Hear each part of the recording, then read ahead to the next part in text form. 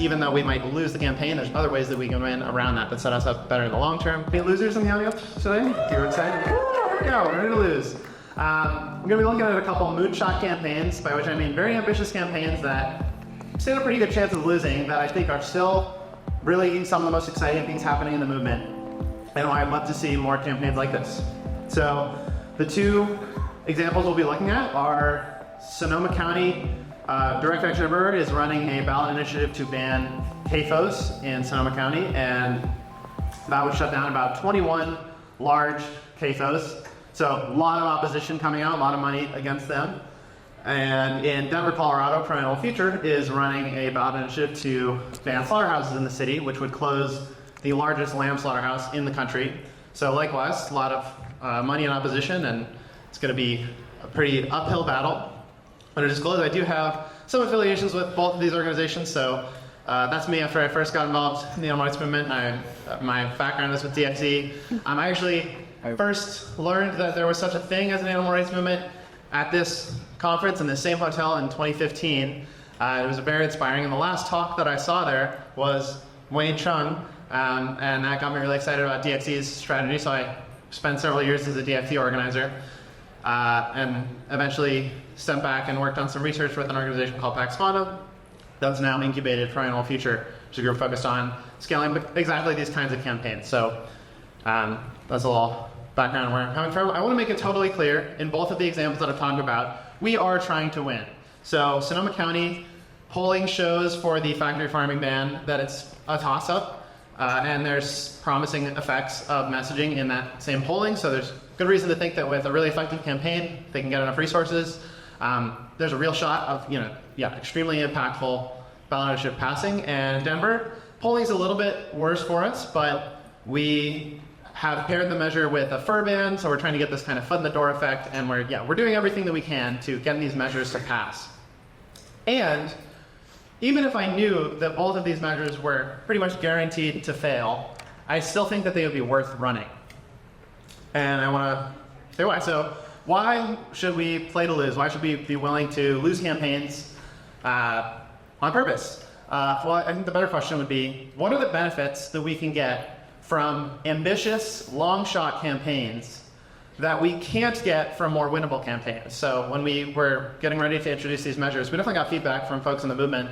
Well, great, it's great to do ballot measures, great to scale this up, but couldn't we do something winnable? Couldn't we do something that's definitely going to pass? Get a win for animals. We lose, every day we're losing for animals so many animals are dying. Can't we just get a win? And wins are important, but there are, actually passing laws, winning campaigns, it is important, but there are other things that we couldn't necessarily get from something that's guaranteed to win, and I'm going to look at 3 examples of what that can be. So 3 things that I think can come from some of these very ambitious campaigns are intelligence gathering, learning more about our opposition, Pyrrhic victories, and if you're not familiar with what that means, we're going to define it, and trading for our movement. So I'm going to look more closely at each of these. Number 1, intelligence gathering. What can we learn about the state of the issue in society, about the state of our opposition, by running a very ambitious campaign that we might not be able to learn from a campaign that's more easy, more likely to win? Well, an ambitious campaign, like a campaign like the 2 that we're talking about, that especially when it's sort of 50-50 toss-up like the CAFO ban in Sonoma County, the opposition is going to bring everything that they have to bear on this. They know, it'd be really bad for them if this passed. So they're going to bring out a lot of resources. They're going to develop their best messaging. They're going to deploy their best strategies. And we're going to find out how effective those are. We're going to get to see what they can do. And our first chance, running these campaigns, finding out what their messaging is, it's going to be a great chance to learn what that is. And then after that, we'll have a couple of years before maybe we try running these campaigns again, or we run them in different places to start testing against that opposition messaging and figure out how can we overcome that with the public. And in the course of that, we also learned what's the true extent of public support. We don't know, we've, with Pax Fauna and Primeval Future, we've done some experiments on polling and surveys, and any kind of survey or polling method is a pretty rough instrument. So the only way we can really find out what are the most ambitious laws that we can get the voters to pass right now is by trying things. Prop 12 in California, very important animal welfare measure in 2018, passed by about 63% of the vote to 37%.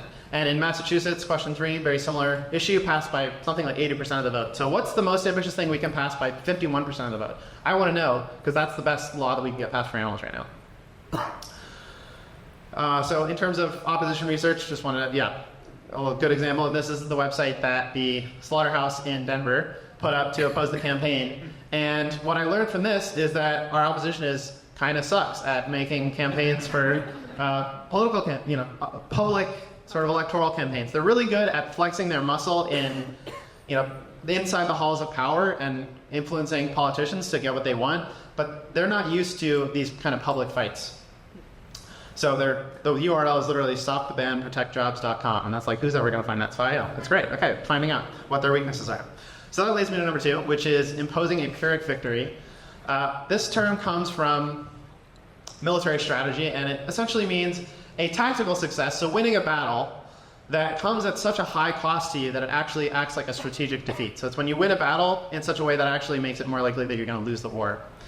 And examples of this in our movement, a simple one might be if we could run a campaign that our opposition was going to spend so much money fighting that then they spend way more money fighting it than it costs us to run it. That could be a good use of a campaign. I think for us that might not be a great example because our opposition is constantly generating money and they just have so much more money than we do that it would have to cost them like thousands of times more money for that strategy to be worth it. But there are other things. So in the movement for marriage equality in the United States, this is a map of in the 15 or so years before the Supreme Court enacted marriage equality as the law of the land. These are all the states that ran ballot initiatives banning gay marriage in that state as a constitutional amendment. And out of 31 states, or 31 initiatives that were ran, 30 of them passed. So it was a 30-1 record of successfully banning gay marriage in these states. But this is exactly the period of time that we can now look back on and say this is when Americans' opinions changed about gay marriage. And it seems clear that actually the effect of this strategy that the opposition initiated all of these initiatives to ban gay marriage brought it to the surface and caused this debate around it, and actually this is when Americans started to learn more and have their opinions changed. So that really kind of backfired for them. We're seeing the same kind of effect happen right now. This is a great quote that I love from the CEO of our lamb slaughterhouse in Denver when he was talking to a meat industry publication and thought he was talking to his friends. We try to fly under the radar. We don't really want people to know that we're here. If people know that we're here, then we're probably doing something wrong.